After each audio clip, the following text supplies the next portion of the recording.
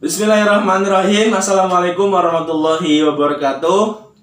Kembali lagi di video saya, Fikri Ahmad Nazif, salah satu mahasiswa Institut Agama Islam Negeri Metro, jurusan Pendidikan Agama Islam, Fakultas Tarbiyah Ilmu Keguruan.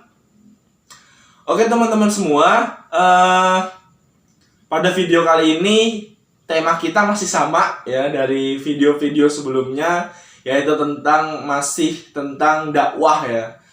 Masih tentang dakwah. Kalau misalnya video yang pertama waktu itu kita berdakwah dengan menggunakan seni, karya seni, yaitu seni puisi ya, karya sastra puisi.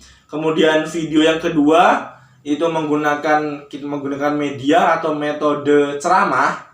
Nah, pada video kali ini, pada kesempatan kali ini saya akan memperkenalkan media ya, dimana media ini mungkin sudah nggak asing lagi di telinga kita dan di pikiran kita. Media ini sangat terkenal, sangat sering banget digunakan untuk acara-acara seperti Maulid Nabi ya. Mungkin teman-teman sering nggak asing ketika saat Maulid Nabi itu kita mensyairkan, memberikan pujian-pujian kepada Rasulullah. Nah, media atau alat ini sering digunakan untuk mensandingkan atau memainkannya sambil mensyairkan lagu-lagu tersebut atau pujian-pujian tersebut. Nah, alatnya adalah nih, rebana. Oke ya, alat rebana. Alat ini bukan pertama kali sih, alat ini digunakan saat hijrahnya Rasulullah Shallallahu Alaihi Wasallam dari kota Mekah ke kota Madinah.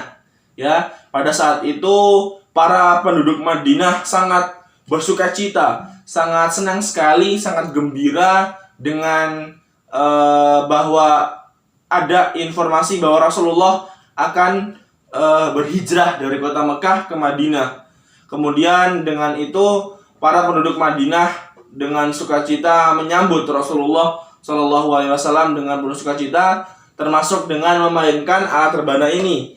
Ya, dengan memainkan alat rebana ini mereka sambil melantunkan syair-syair seperti yang sering digunakan ya dalam menyambut Rasul, yaitu Tala'al Badru Alaina ya.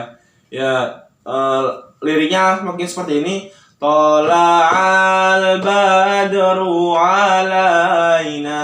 Nah, seperti itu ya. Itu syair atau pujian-pujian atau rasa sukacita dari para penduduk Madinah bahwa mereka sangat gembira atas kedatangan dari Rasulullah Sallallahu Alaihi Wasallam. Kemudian alat rebana ini juga sering digunakan oleh bangsa Arab ya, terlebih dengan mereka juga mensyairkan pujian-pujian mereka kepada Rasulullah Shallallahu Alaihi Wasallam dengan menggunakan alat rebana ini sambil melantunkan pujian-pujian tersebut ya.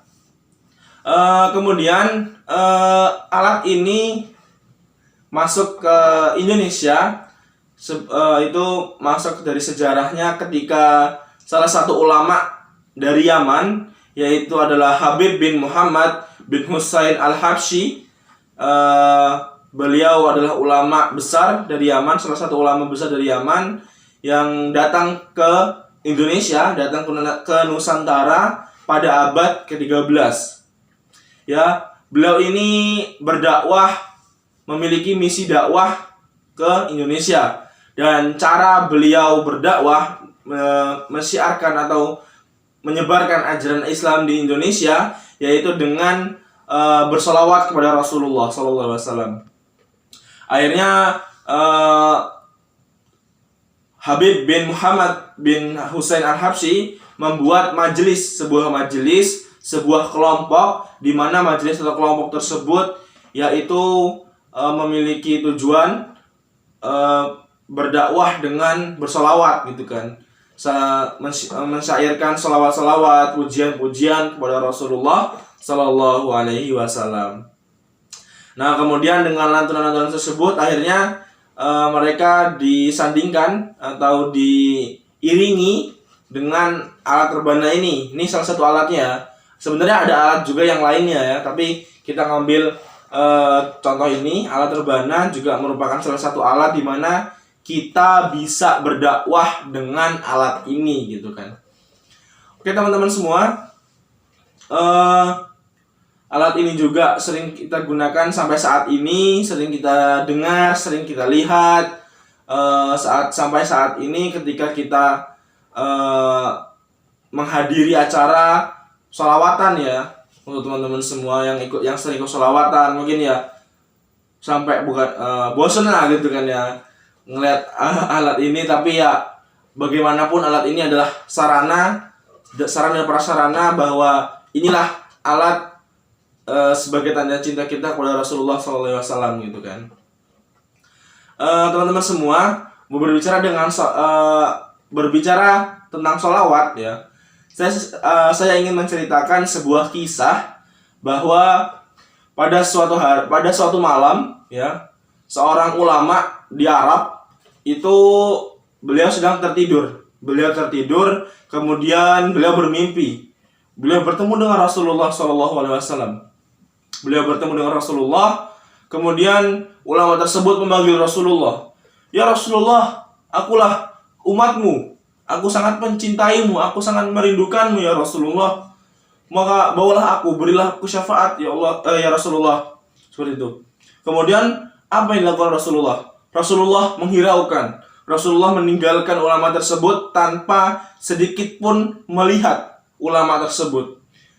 Pada saat itu juga ulama memegang tangan Rasulullah SAW. Ya Rasulullah, akulah umatmu ya Rasul. Aku umatmu, aku umat yang merindukanmu. Aku umat yang sangat mencintaimu ya Rasul. Kemudian Rasulullah tetap menghiraukan ulama tersebut dan pergi meninggalkan tanpa memberikan sepatah kata pun. Kemudian keesokan harinya ulama tersebut datang kepada gurunya. Guru ulama tersebut kemudian menceritakan dari mimpinya. Kemudian ulama tersebut bertanya kepada gurunya, "Wahai Syekh, apa sebenarnya terjadi? Kenapa Rasulullah meninggalkanku? Mengapa Rasulullah menghiraukanku? Padahal aku sangat merindukan dia, aku sangat mencintai dia, aku sangat menyayangi dia," seperti itu. Apa yang salah dariku ya wahai Syekh? Padahal aku sering mencintai dia, sering menjemput dia. Kemudian Syekh tersebut tersenyum sambil berkata, "Wahai fulan, sudah berapa banyak engkau bersolawat untuk Rasulullah? Sudah berapa kali, sudah berapa banyak, sudah sesering mungkinkah engkau bersolawat untuk Rasulullah? Jika engkau masih belum sering, engkau masih ibaratnya jarang-jarang untuk bersolawat, maka itulah mungkin salah satu alasan Rasulullah SAW meninggalkanmu, menghiraukanmu tanpa melihatmu dan memberikan sepatah kata pun." Di saat itu juga ulama tersebut merenung, apakah benar aku nih masih sedikit, aku masih jarang bersolawat untuk Rasulullah. Kemudian beliau tersebut akhirnya lebih memperbanyak solawatnya untuk Rasulullah, lebih sering bersolawat untuk Rasulullah SAW ketika selesai sholat, ketika dia hendak berjalan entah kemana, kemudian beliau beraktivitas, beliau berjalan menuju ke masjid atau kemanapun, beliau akhirnya mempersering atau terus mengucapkan atau melantunkan sholawat untuk Rasulullah. Kemudian pada suatu hari ulama tersebut bermimpi kembali bertemu Rasulullah. Dan pada mimpi tersebut ulama tersebut bahkan belum sempat memanggil Rasulullah, kemudian Rasulullah sudah berlari. Rasulullah sudah mendatangi ulama tersebut sambil memegang, memeluk, sambil berkata, inilah umatku yang kelak akan aku berikan syafaat kepadanya." Kemudian saat itu juga ulama itu menangis. Beliau merenungi bahwa sangat benar kalau misalnya aku ini masih sering atau masih kurang sholawat untuk Rasulullah SAW. Diri ini masih sedikit untuk bersalawat kepada Rasulullah SAW. Karena sejatinya teman-teman semua, bahwa kita kalau ingin mendapatkan syafaat dari Rasulullah SAW, ingin diakui sebagai umatnya, untuk mendapatkan syafaatnya, adalah salah satu caranya yaitu sering-sering bersalawat untuk Rasulullah SAW. Bahkan ketika kita di dunia, ya ketika kita selesai sholat, ketika kita hendak beraktivitas, ketika kita hendak memulai sesuatu, entah apapun aktivitas kita, ketika kita awali, kita sandingkan dengan bersolawat kepada Rasulullah SAW, kelak Rasulullah SAW tanpa dipanggil, tanpa memperkenalkan diri kita, Rasulullah akan mendatangi kita. Rasulullah akan berlari kepada kita, bahwa Rasulullah akan mengakui, inilah umatku yang akan mendapatkan syafaat dariku, seperti itu.